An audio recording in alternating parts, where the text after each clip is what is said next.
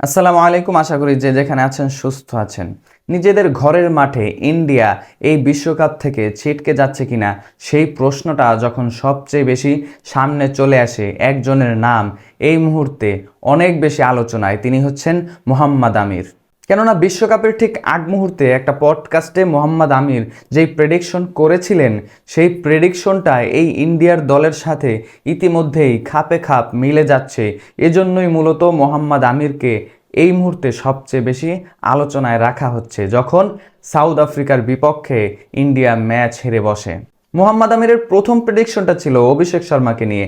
এই টি-20 বিশ্বকাপে ইন্ডিয়ার হয়ে অভিষেক শর্মা ভালো পারফরমেন্স করতে পারবে না, এই মন্তব্যটা মোহাম্মদ আমির সেই পডকাস্টে করে বসেন এবং সেখানে সেই আলোচনা নিয়েই মূলত অনেকে হাসাহাসি পর্যন্ত করেছিলেন। কিন্তু সময় যে সময়ের কাছে নিয়ে যায় সেটাই তো এখন প্রমাণ। কেননা অভিষেক শর্মা এই টি-20 বিশ্বকাপে 4টি ম্যাচ খেলেছেন, যেখানে তিনি রান করেছেন মাত্র 15 রান এবং সেখানে কিনা 3টি গোল্ডেন ডাক। এক ম্যাচেই ওই 15 রান তিনি সংগ্রহ করেছিলেন।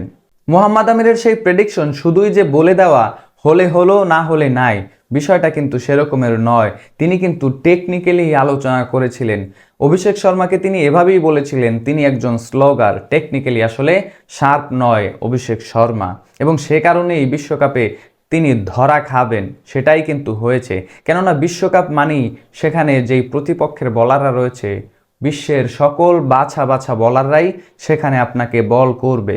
দলগুলোর অ্যানালিস্টরাও তো রয়েছে, যেখানে আপনার দুর্বলতা খুঁজে বের করার জন্য শকুনের মতো চোখ দিয়ে তারা কম্পিউটারের দিকে তাকিয়ে থাকে। সেই দুর্বলতা বের করেই আপনার সেরা বলাররা আপনাকে বল করবে। একজন স্লোগার সেখানে ব্যর্থ হবেন, এটাই তো স্বাভাবিক।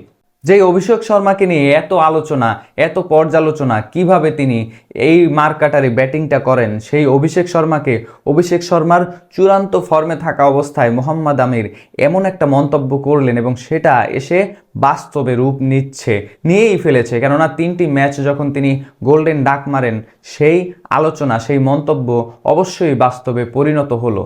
এবং টিম ইন্ডিয়াকে নিয়ে মোহাম্মদ আমিরের দ্বিতীয় যেই প্রেডিকশন, সেটি শুনলে তো অনেকেই হাসবেন, পাগলের মতো হাসবেন, হা হা করে হাসবেন। কেননা এই মুহূর্তে যখন সাবকন্টিনেন্টে খেলা, তখন টিম ইন্ডিয়া যেই চূড়ান্তে ফর্মে রয়েছে, সেখানে টিম ইন্ডিয়া সেমিফাইনাল খেলবে না, ফাইনাল খেলবে না, এই প্রশ্ন কেই বা করতে পারে?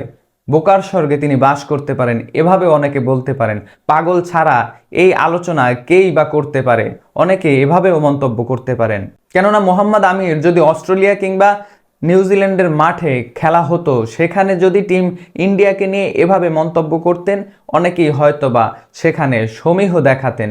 কিন্তু যখন সাবকন্টিনেন্টে খেলা এবং টিম ইন্ডিয়া নিজেদের মাঠে খেলবেন, ঘরের মাঠে খেলবেন, শ্রীলঙ্কা ঘরের মাঠের মতোই, সেখানে টিম ইন্ডিয়াকে নিয়ে আপনি যদি এরকমের মন্তব্য করেন, আপনাকে তো পাগল বলবেই। কিন্তু বাস্তবতা কিন্তু ভিন্ন কথাই বলে। এই মুহূর্তে টিম ইন্ডিয়া যে অবস্থানে রয়েছে সুপার 8-এ, সেখানে আদৌ কি সেমিফাইনালে যাওয়াটা টিম ইন্ডিয়ার জন্য খুব সহজ? সুপার 8-এ টিম ইন্ডিয়া গ্রুপ 1-এ রয়েছে ওয়েস্ট ইন্ডিজ এবং সাউথ আফ্রিকার সাথে। ওয়েস্ট ইন্ডিজের নেট রান রেট +5 উপরে এবং সাউথ আফ্রিকার নেট রান রেটটাও +3, যেখানে টিম ইন্ডিয়ার নেট রান রেট -3। ইন্ডিয়ার সামনে যে 2টি ম্যাচ, সেই 2টি ম্যাচ, একটি ম্যাচ যদি ড্র হয় কিংবা বৃষ্টিতে ভেস্তে যায়, সেখানে টিম ইন্ডিয়ার কপাল পুড়ে যাবে, এটাই তো স্বাভাবিক।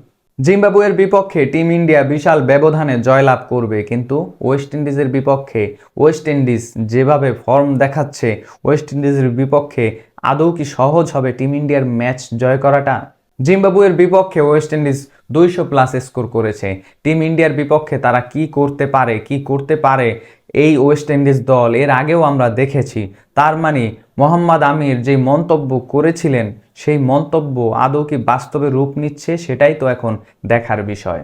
অভিষেক শর্মার ব্যাপারে মোহাম্মদ আমিরের যে মন্তব্য, যে প্রেডিকশন, সেটি অলমোস্ট 80% হয়ে গিয়েছে। বাকিটা আর 2টা ম্যাচ বাকি এই টুর্নামেন্টে।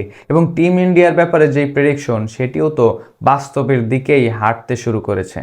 আপনার কি মনে হয় মোহাম্মদ আমিরের প্রেডিকশনটা কি বাস্তবে রূপ নেবে? আপনার মূল্যবান মন্তব্য অবশ্যই কমেন্ট বক্সে জানাবেন।